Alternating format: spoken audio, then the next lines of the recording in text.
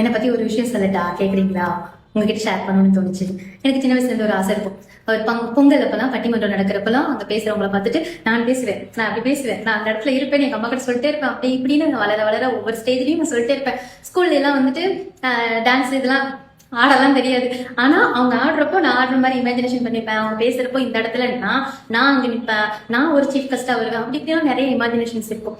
College டைம்ல போறப்போ என்னோட தமிழ் சார் வந்துட்டு என்னை ரொம்ப மோட்டிவேட் பண்ணாங்க. நான் நிறைய ரொம்ப கவிதைலாம் இல்ல, கவிதை கட்டுரை ஏதோ அந்தந்த ஸ்டேஜுக்கு தகுந்த மாதிரி எழுதுறது, கலந்துக்கிறது. நான் எடுத்தது மேக்ஸ் டிபார்ட்மெண்ட். ஆனா எனக்கு தமிழ்ல அவ்வளவு ஆர்வம் இருக்கு. அப்போதைக்கெல்லாம் இதுதான் சூஸ் பண்ணி செலக்ட் பண்ணி படிக்கணும் அப்படிலாம் தெரியாது. எது சேர்த்து விட்டாலும் கம்ப்யூட்டர் டைப் பண்ணா பெரிய ஆளுன்னு நினைச்சு கம்ப்யூட்டர் சயின்ஸ் கேட்டேன். இல்ல வக்கீலுக்கு சேர்த்து விட சொன்னேன், நல்லா பேசுறேன். இல்ல கடைசியா மேக்ஸ்ல நல்ல மார்க் எடுத்தேன்னு மேக்ஸ்ல சேர்த்து விட்டாங்க. தமிழ் சேர்த்து விடுங்கன்னு சொன்னேன். வரலாறு அவங்களோட வரலாறுலாம் தெரிஞ்சுக்கணும்னு ஆசைப்பட்டேன், அதுவும் சேர்க்கல. பட் எனக்கு அமைஞ்சது மேக்ஸ். ஆனா நான் அங்க இருந்து எனக்கு பிடிச்ச தமிழுக்கு அடிக்கடி கிளாஸ்ல இருந்து ஓடி ஓடி போயிடுவேன். காலேஜ்ல எல்லாம் எனக்கு பிடிச்ச மாதிரி அந்தந்த இடத்துல அந்தந்த ஆப்பர்ச்சுனிட்டியை யூஸ் பண்ணிட்டு என்னோட ஹாப்பினஸை இந்த இடத்துல விட்டு கொடுக்கல. என்னோட ஹாப்பினஸ் என்னன்னா, நான் ஆசைப்பட்ட மாதிரி ப்ராப்பரா இப்படிதான் இருக்கணும் அப்படிதான் இருக்கணும் அப்படிலாம் கிடையாது. எந்தெந்த ஸ்டேஜ் கிடைக்குதோ, எந்தெந்த இடம் கிடைக்குதோ, எந்தெந்த இடத்துல எனக்கு ஒரு ஆப்பர்ச்சுனிட்டி கிடைக்குதோ நான் யூஸ் பண்ணிக்கிட்டேன். அது எனக்கு போதுமானதா இருந்துச்சு, சந்தோஷமா இருந்தது. கல்யாணம் ஆயிட்டு குழந்தை பிறந்து லைஃப் ஃபேமிலி போனதுக்கு அப்புறம் எனக்கு ஒரு ஸ்டேஜ் கிடைக்குது, என்னோட ஹெல்த்துக்காக கிடைக்குது.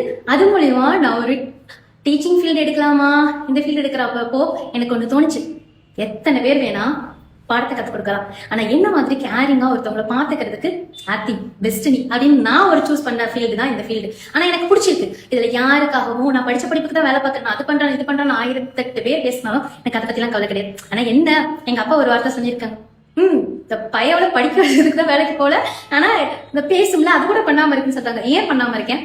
நான் பண்ணிட்டு இருக்கப்பா, நான் உங்ககிட்ட தான் சொல்றேன், பண்ணிட்டு இருக்கிறேன், எனக்கு பிடிச்சு பண்றேன். என் கூட இருக்கிற ஒவ்வொரு பீப்புளுக்கும் ஆத்மார்த்தமா நான் ஒண்ணு மட்டும் எனக்கு தெரியும், ஆர்த்தி எந்த விஷயத்துல எப்படி இருக்காங்களாம் தெரியாது. நம்ம கூட பழகிற ஒவ்வொரு விஷயத்திலயும் நான் அவ்வளவு பெர்ஃபெக்ட், யாரையும் ஹர்ட் பண்ணணும்னு நினைக்க மாட்டேன்.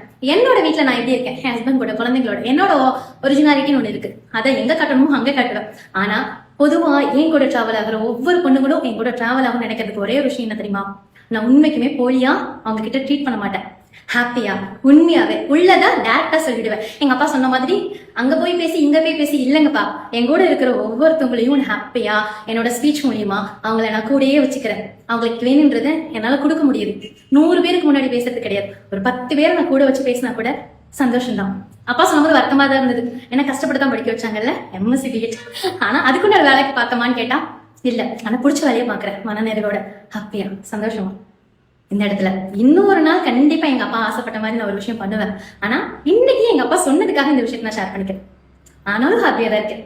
அப்போ நான் ஆசைப்பட்டதெல்லாம் எனக்கு கிடைக்குது. நான் ரொம்ப ரொம்ப ரொம்ப சந்தோஷமா இருக்கேன். என் ஃபேமிலி கூட, என் குழந்தைங்க கூட, என் சுத்தி இருக்கிறவங்க கூட நான் ஏன் கூட சந்தோஷமா இருக்கேன். எனக்கு என்ன பிடிக்கும், என்னை சுத்தி இருக்கிறவங்களுக்கு என்ன பிடிக்கும்.